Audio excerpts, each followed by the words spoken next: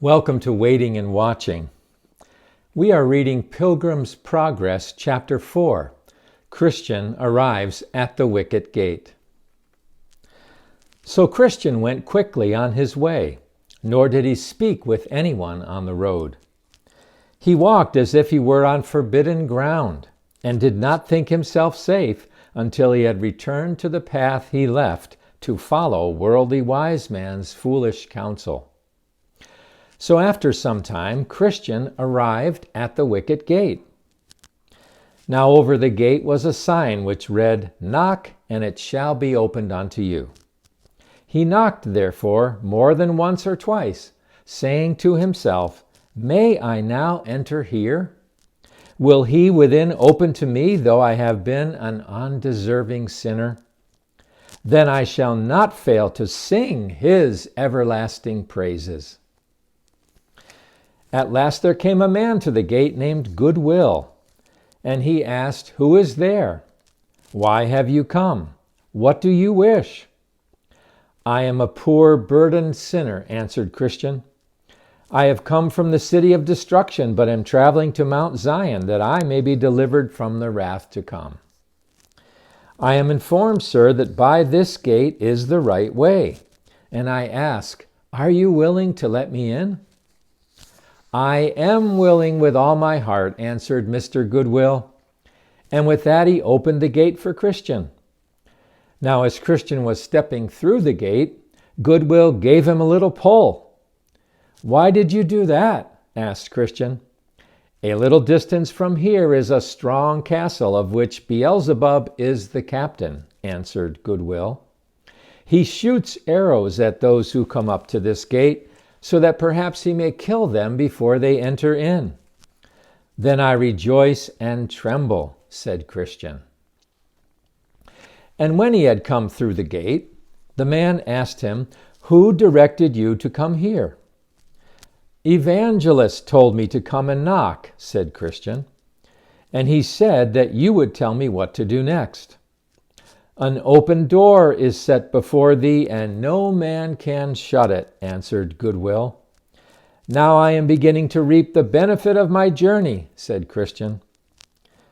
"But how is it that you came here alone?" asked Goodwill. "Because none of my neighbors believed they were in danger," answered Christian. "Did any of them know about your journey here?" asked Goodwill. "Yes," said Christian, "my wife and children saw me leave the house, and then called for me to turn back. And some of my neighbors cried after me to return. But I put my fingers in my ears and followed the path." "Did none of them persuade you to go back?" asked Goodwill. "Yes, both Obstinate and Pliable. But when they saw that they could not change my mind, Obstinate turned back and went home. But Pliable came along with me a little way." "Then why did he not come all the way here with you?" asked Goodwill. "We traveled together until we came to the Slough of Despond, where we suddenly fell into the mud. Then Pliable became angry and discouraged and would not continue with me. He got out on the side next to his own house and told me I must travel to the brave country alone without him. So he went his way, and I went mine toward the gate." Then Goodwill exclaimed, "Alas, what a poor man! Does he consider the glory of heaven of such little value that he will not overcome a few difficulties to obtain it?" "Truly," said Christian, "for I am honest and am no better than Pliable. For I turned aside from the path to go in the way of death and follow the advice of worldly wise man." "Oh, did he approach you?" asked Goodwill. "And did you take his counsel to visit Mr. Legality?" "Yes," responded Christian. "I was going to see Mr. Legality when I thought that the mountain that stands next to his house would fall upon me. So I stopped and stood still." "That mountain has been the death of many," said Goodwill. "I am glad you escaped it." "Well, I do not know what would have happened to me if Evangelist had not come and helped me," said Christian. "And now I rejoice that I have at last come to the wicket gate."